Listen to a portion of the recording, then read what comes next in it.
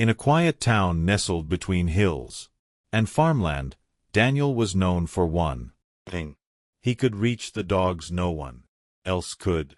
With over 2 decades of experience working with aggressive and traumatized animals, mostly German shepherds, Daniel had built a quiet reputation not just as a trainer, but as someone who truly understood broken souls.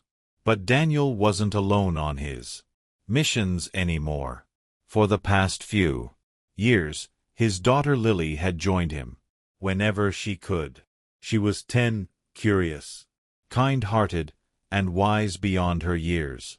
Born just weeks before her mother passed away, Lily had grown up with dogs instead of siblings. Animals were her comfort, her language, her way of understanding the world. That morning, as they packed the last of their gear into Daniel's worn-out backpack, neither of them could have imagined how one chained dog would change them forever. The call came just before noon.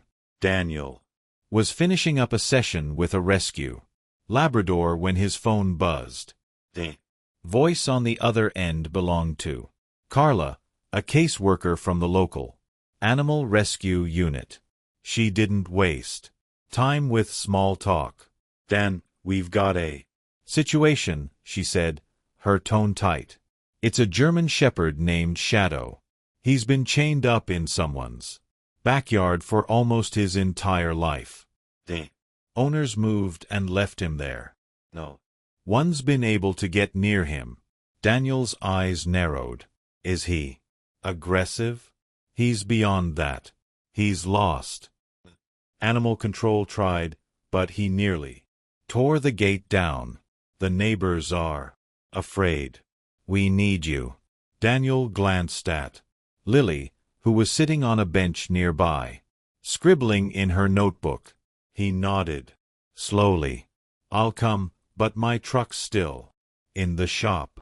"No problem," Carlo replied. "I'll send Dr. Garcia to pick you up." An hour later, the vet's van pulled into Daniel's driveway. Lily jumped in without hesitation. She'd been on dozens of these calls before, but there was always a quiet tension in the air when it involved aggression. As the van moved through dusty county roads, Dr. Garcia briefed them. Shadow's huge, malnourished, but powerful chains rusted into the ground. People have been tossing food over the fence for over a year now. No one's touched him in longer than that. Lily bit her lip. Why would someone leave a dog like that?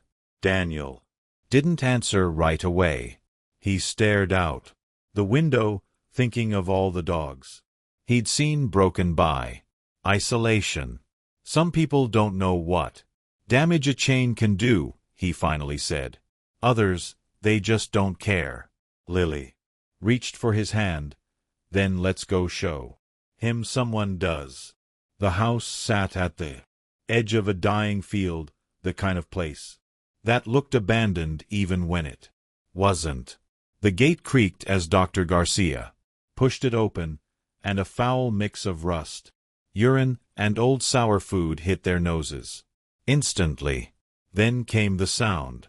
Sharp, guttural barking that rattled through the air like gunfire.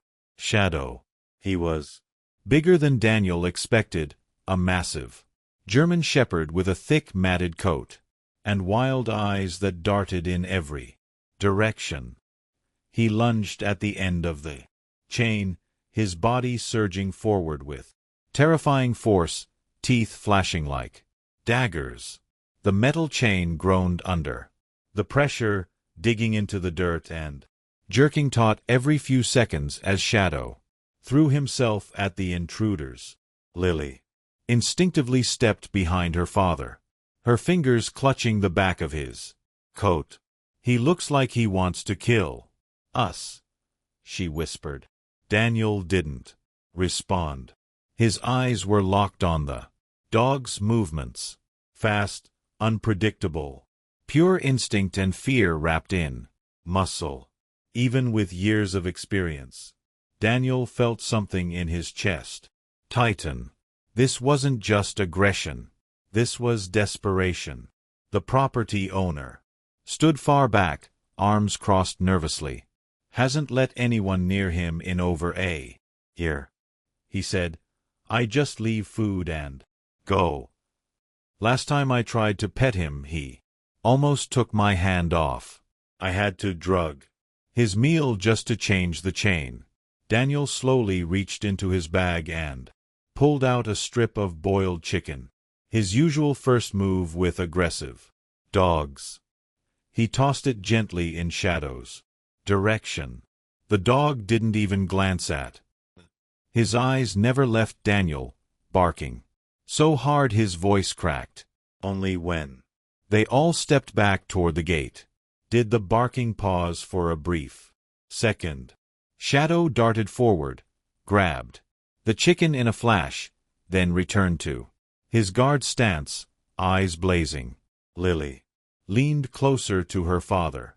He doesn't hate us, she said softly. He just doesn't believe we're real. Daniel looked at her surprised, and then he nodded.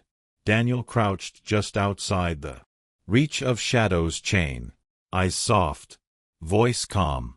He spoke in low tones, not commands, but conversations, the way one might speak to a scared child hiding under a bed, but every word was met with another wave of fury. Shadow's barking didn't falter. It was raw, panicked, like he was trying to push the world away with his voice alone. His body trembled, not with fear, but with something deeper, a frantic energy, like he didn't know how to exist without being ready to attack. Daniel changed tactics. He sat down slowly in the dirt, turned his back slightly to the dog, and let his hands rest on his knees. A show of trust, a signal. I'm not here to fight you. The barking lessened. Not much, but enough. The growls returned. Low, guttural, but the frantic edge faded just a little. From behind him, Lily watched, silent. She knelt near the fence, not moving, not making a sound. Her sketchpad lay forgotten in the grass. Why is he so scared? She finally asked. Daniel didn't answer. Right away, he took a deep breath, watching Shadow's eyes twitch with suspicion at every breath, every blink, because the world taught him to be. He said he wasn't born angry.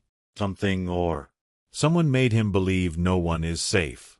Shadow suddenly lunged forward again, teeth snapping inches from Daniel's boot. The chain groaned under the strain, his neck pulling hard against the collar. Daniel didn't flinch. He's not trying to bite, he murmured almost to himself. He's trying to survive. The dog barked again, more like a warning this time than a threat. But then Daniel noticed it. The slightest twitch of an ear when he spoke gently. The momentary pause in growling when Lily's voice floated softly through the tiny signs almost invisible. But to Daniel, they meant everything. There was still something alive inside this dog. Something that hadn't given up completely. The sun had started its slow descent across the sky, casting long golden shadows through the overgrown grass. Daniel remained seated, unmoving. His legs ached, but he didn't shift. In this kind of work, movement wasn't progress. Stillness was. He knew this game well. It wasn't about dominance or control. It was about proving with every breath, I'm not going to hurt you. Lily had sat down too, few feet behind him. She didn't speak, didn't fidget, she just watched. Her quiet presence somehow softened the Moment like a gentle breeze in a tense room. Shadow paced within the tight radius of his chain, eyes flicking between the two humans. He barked less now, but the growling never truly stopped. A low, constant rumble like thunder waiting to break loose. Every few minutes, Daniel would shift just slightly, moving his hand an inch forward in the dirt or scooting half a step closer. Nothing sudden, nothing threatening. At one point, he paused for 20 whole minutes without moving at all. Chver took his eyes off him. He's watching your hands, Lily whispered. Like he's waiting for you to grab something. Daniel nodded without turning. That's what people used to do to him. There was a long silence, broken only by the sound of wind rustling the dry grass. Then something changed. Shadow stopped pacing. His tail was still tucked, but no longer stiff with panic. When Daniel moved his fingers slowly in the dirt, drawing a line. Nothing more. Shadow didn't lunge. He didn't growl. He just watched. Daniel noticed but didn't celebrate. These small shifts, micro-movements of trust were fragile. Pushed too hard and the wall would slam shut again. He reached into his bag, pulled out another piece of chicken and placed it just outside the circle of chain length. Shadow didn't approach. Not yet. But he didn't back away either. And for Daniel, that meant everything. The sky turned amber, then bruised with the slow fade of daylight. Hours had passed, and Shadow remained a statue of tension and warning. Daniel's knees ached, his throat dry, and his spirit flickered between patience and doubt. He glanced at Lily. She was still sitting there, quiet and steady, hugging her knees to her chest. She hadn't spoken in a while, but her eyes never left Shadow. Then softly she broke the silence. "Dad," she said. "Can I try?" Daniel blinked, caught off guard. "Try what?" "Helping him." He turned to her fully now, concern in his. "Lily, this isn't like the other dogs. Shadow is he's still in survival mode. One wrong move. I won't move." "Wrong," she said gently, her voice steady. "I won't move at all if he doesn't want me to. I just want to let him know I'm here." Daniel hesitated, but there was something in her face that told him this wasn't childish bravery. It was something deeper. A knowing. He nodded once. "Okay, stay behind the chain's reach. No sudden moves." Lily smiled faintly, then reached into her jacket pocket and pulled out a small, crinkled bag of animal-shaped cookies. She took one out, just one, and without a word, crawled slowly on her hands and knees to a spot closer to the edge of the fence. Shadow's ears perked, his eyes locked on her. She didn't look at him. Instead, she gently placed the cookie on the grass, then backed away, slowly, silently, and waited. For a long moment, nothing happened. Then, like a ripple breaking still water, Shadow crept forward one step, then another. His body stayed low, tail curled between his legs, but his nose twitched, testing the scent. He took the cookie, didn't growl, didn't retreat. He just stood there, chewing slowly, still watching. The girl. Lily sat cross-legged, hands in her lap. "Hi," she whispered. "My name's Lily." Shadow didn't respond, but he didn't bark either. And for the first time that day, his ears tilted forward, not in aggression but in Curiosity. Daniel felt something tighten in his throat. She had reached him, where all his experience failed. Her quiet heart had opened a door. Darkness had begun to settle over the yard, with only the fading glow of sunset lingering. At the edge of the sky, the world had grown quiet. No barking, no growling, just the gentle rustle of wind and the slow breathing of a dog who had finally stopped fighting the air. Shadow sat near the chain post, eyes flicking between Daniel and Lily. He looked tired, not physically but like something inside him had loosened. Not relaxed, not yet, but no longer at war. Lily leaned toward her. Father, he's ready. Daniel studied the dog carefully, then reached slowly into his jacket and pulled out a special catch-pull. Padded, soft, designed not to hurt. It was the kind of tool meant to be invisible if used with grace. He might run or bite, Daniel said, mostly to himself. But Lily shook her head. He trusts us a little. Daniel moved slowly, deliberately, inching toward the post, where the chain was bolted to the ground. Every few steps he stopped. Shadow's eyes tracked him, but his body didn't tense. When Daniel reached the bolt, he knelt and carefully began to unscrew the rusted metal.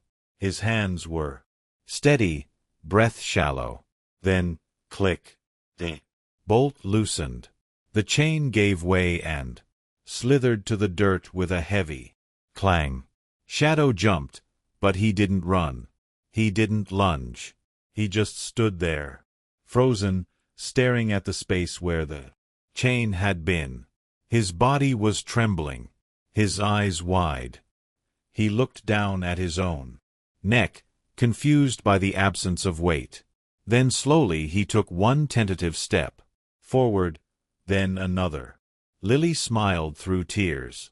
"You're free, Shadow," she whispered. For the first time in years, he believed. The chain lay coiled in the dirt, like a dead snake. For a long while, Shadow didn't move. He stood there, completely still, as if his body didn't quite believe what had happened. Daniel backed away slowly, giving him space. Lily remained sitting in the same place, hands in her lap, saying nothing. He didn't need to. Her presence had already said everything. Then slowly, cautiously, Shadow lifted one paw and stepped forward. The motion was awkward, unsure, like a prisoner stepping out of a cell after years in the dark. His head swiveled around, ears twitching at every sound, but no longer in panic. There was something else now. Awareness. Curiosity. Daniel held his breath as Shadow sniffed the air and took another few steps, putting more distance between himself and the post that had defined his world for so long. Lily smiled gently. He's learning how to walk again. It wasn't about his legs. It was his mind. Shadow had spent so long moving in circles that straight lines felt foreign. Freedom felt suspicious. But with each step his spine straightened, his shoulders loosened. Dr. Garcia opened the back of the van, setting down a soft blanket and bowl of water. "Let's see if he'll come with us," she murmured. Daniel gave Lily a nod. "Want to try?" Lily stood up and took a few careful steps toward the van. Stopping midway, she crouched down, extended her hand, not to touch, just to offer. Shadow stared at her for several long seconds. Then, without any command, he walked slowly, deliberately toward the girl. He didn't flinch. He didn't growl. He came close enough to sniff her. Then he did something that made Daniel's eyes sting with disbelief. He leaned in. His forehead gently touched Lily's fingers just for a moment. He didn't move. She didn't speak, but the look in her eyes said it all. Together, they walked to the van. Shadow climbed in on his own. Inside, he curled up, not in a tight ball of fear, but loosely. Like he finally understood this wasn't another trap. That night, Daniel didn't take him to the shelter. He drove home, parked quietly in the driveway, and let Shadow sleep near the fireplace. Unchained, untouched, just safe. Wasn't the end of a rescue.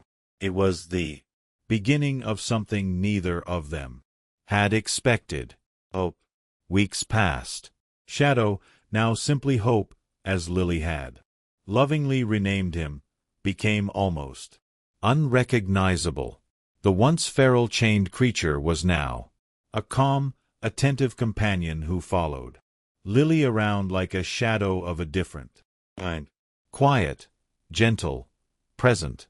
Daniel often found himself watching them in the yard. Lily reading on the porch while Hope rested beside her, his head tucked against her feet. There were still moments of hesitation in him, small flinches when someone raised a hand too quickly, or sudden noises. But they faded faster now. He was learning to trust the world again. Daniel shared the story at every workshop and training seminar he led. Chains, he would say, are not always made of metal. Sometimes they're made of fear, of pain, of memories too loud to forget. He showed before and after photos of Hope.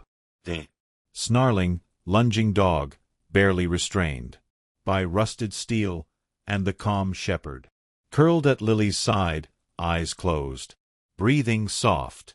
Many in the audience didn't believe it was the same animal.